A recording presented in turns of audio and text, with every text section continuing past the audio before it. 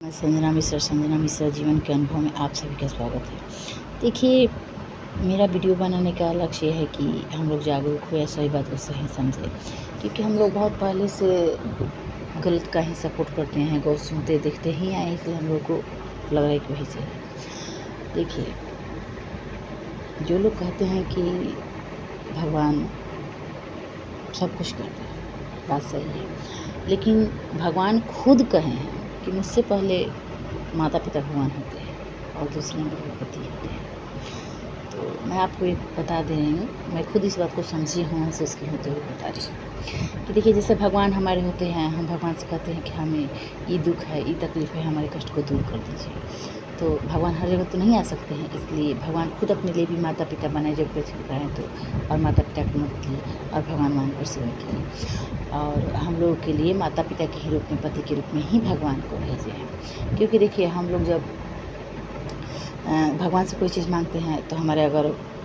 होता है देने तो देते हैं, जो नहीं होता है वो नहीं देते हैं। ठीक उसी प्रकार से हम लोग कहते हैं कि बेचैन हो जाते हैं कि हमें ये चीज़ भगवान नहीं दिए, हम इतना पूजा किए, पाठ किए। लेकिन मेरा कहने का मतलब है कि एक देखिए, माता पिता भगवान हमारे होते हैं। जैसे कि मान लीजिए कि हमारा खाना पीना, हमारे पूरे विश्व का जितना में भी जो माता पिता, मान लीजिए कोई लाख रुपए का खर्च कर रहा है, कोई 500 कर रहा है, कोई 100 रुपये कर रहा है, लेकिन कर रहा है ना, जैसे भी तैसे भी करके माता पिता पति कर रहे हैं, तो हम लोग सुरक्षित अपने घर में हैं। तो मान लीजिए कि अगर पिता और भगवान और पति तीनों एक समान हैं, माता पिता, पति और भगवान, हम लोग जो भी कहते हैं और उनको अगर संभव हो, ना भी संभव होता है तो भी वो ला के हमको देते हैं। हमारे पति, हमारे माता पिता भगवान के देन से पहले देते हैं, क्योंकि भगवान की कृपा ही माता पिता पति को होता है। और अगर मान लीजिए पिता के और पति के बगल में जेब में पैसा नहीं हो और फिर भी हम औकात से ज़्यादा चीज़ों का करते हैं, तो सोचते हैं देना, लेकिन नहीं है, इसलिए नहीं दे पाते हैं। तो उन पर क्या बीतती है, इस बात का हम एहसास नहीं कर सकते हैं। ठीक उसी प्रकार भगवान हमारी किस्मत में जो चीज़ नहीं हो, हम करते हैं कितना भी पूजा पाठ कुछ भी, लेकिन नहीं देते, लेकिन फिर भी कितना बेचैन हो जाते हैं, ये हम तुलना नहीं कर सकते हैं कि कितना बेचैन हो सकते हैं। हम आम इंसान हैं, लेकिन हम यही कहेंगे कि वास्तव में हमें अपने माता पिता, सास ससुर और पति भगवान के तुल्य ही मानना चाहिए। क्योंकि इस दुनिया में अगर माँ पिता छोड़ दें या पति छोड़ दें, तो इस पूरी दुनिया का जो भी जिस भी चीज़ का ज़रूरत होता है वो हम लोग का पूरा नहीं होगा। क्योंकि उस चीज़ को खाने से, पीने से, सूतने से, खेलने से, हंसने से, बोलने से, रोने से, जाने से, आने से, पढ़ने से, हर चीज़ का व्यवस्था या तो हमारे माँ पिता या फिर हमारे पति करते हैं। तो फिर भगवान क्यों नहीं हुए? जब उस भगवान से हम मांगते हैं, कहते हैं भगवान है, तो क्या ये भगवान नहीं है? क्या इनको कष्ट नहीं होता है? होता है। देखिए, हम लोग की सोच अलग है, लेकिन होता है ऐसा। हम औरत अगर कभी भी कमाने लग जाएं, तो हम अपने पैसे हो सकता है पति को नहीं दें, उनके शौक़ को पूरा करने के लिए नहीं दें, उनके बच्चे को नहीं दें, माता पिता को नहीं दें, लेकिन एक माँ पिता होते हैं जो अपने बच्चे को हर खुशी पूरा करने के लिए, हर उड़ान भरने के लिए पैसा, चाहे हर चीज़ का व्यवस्था करते हैं। हम जितना कहेंगे वीडियो बहुत लंबा हो जाएगा, इसलिए छोटा में ही समझा रहे हैं।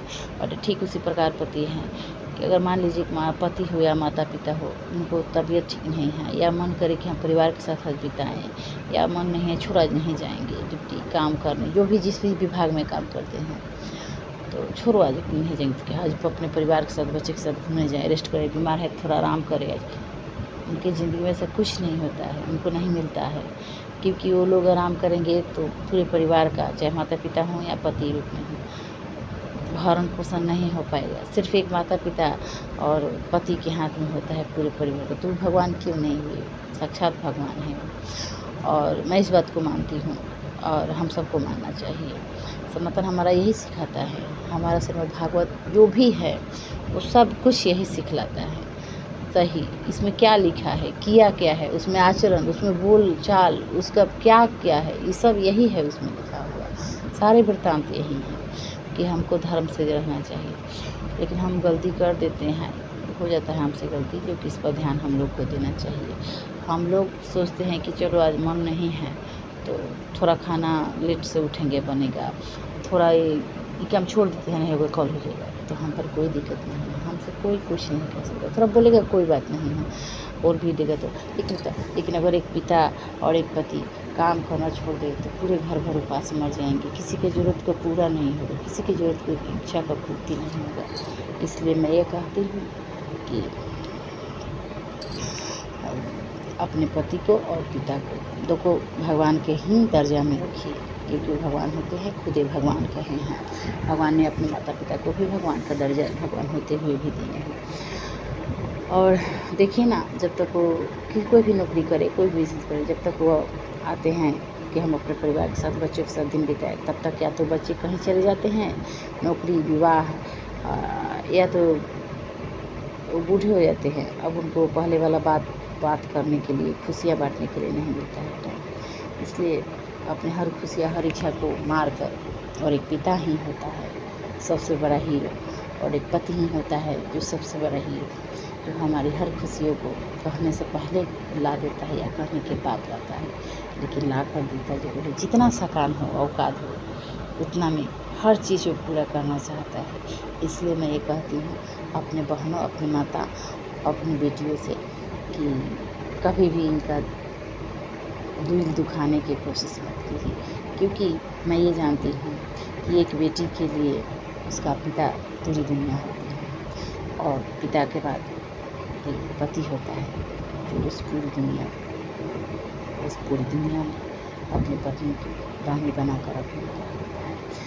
चाहे वो 500 में रखे या लाख में रखे, हर कोई अपने सकाम इच्छा के अनुसार रखता है।